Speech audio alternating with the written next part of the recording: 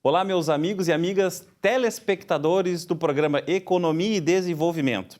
No quadro Falando sobre seus direitos, hoje gostaria de tratar sobre direito do trabalho, mais especificamente sobre a responsabilidade da empresa na fase pré-contratual pela frustração do contrato de emprego.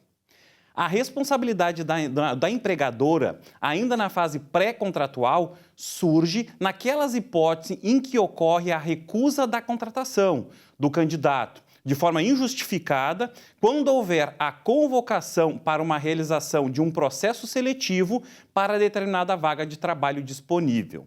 Devido à quebra do princípio da boa-fé e da lealdade entre os contratantes, com a base no artigo 422 do Código Civil. Entretanto, é necessário deixar claro aos ouvintes que a configuração do abuso de direito nestes casos somente é verificada quando já ultrapassada a fase de seleção do candidato.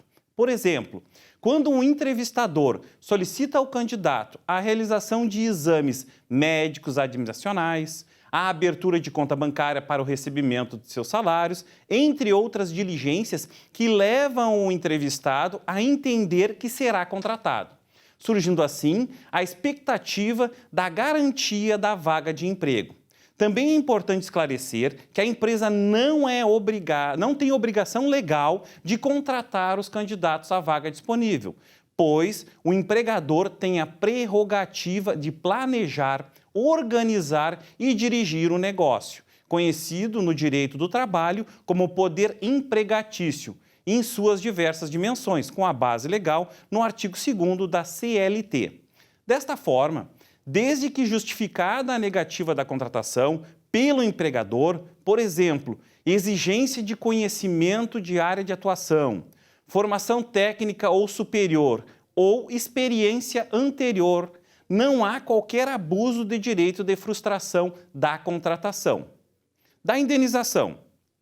Naqueles casos em que for comprovado o abuso de direito pela negativa do empregador, quando exigida as exigências que levam a entender que o candidato será contratado, surge o dever de indenizar.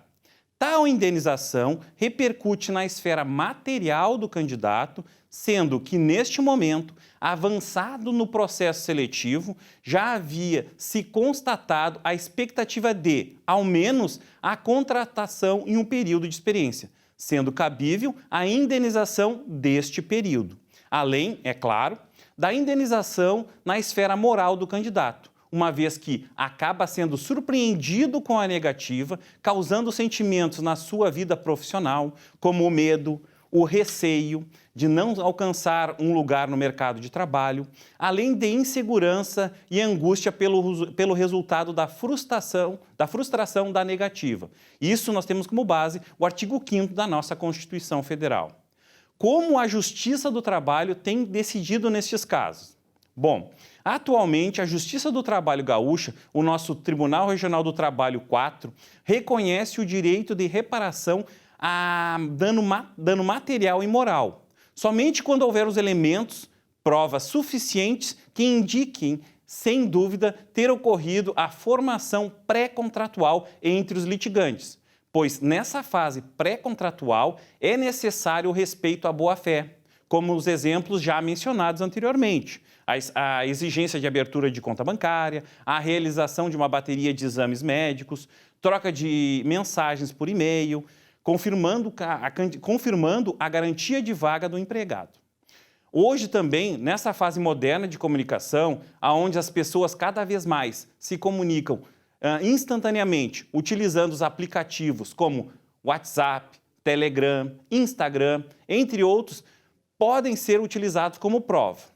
Assim, receber informação profissional qualificada pode evitar que o empregador venha a sofrer uma ação trabalhista na qual não tenha que arcar com o pagamento de valores muito maiores do que aqueles que pagaria, caso tivesse agido corretamente desde o início. Por fim, eu agradeço a audiência, desejo uma boa semana a todos e até o próximo programa.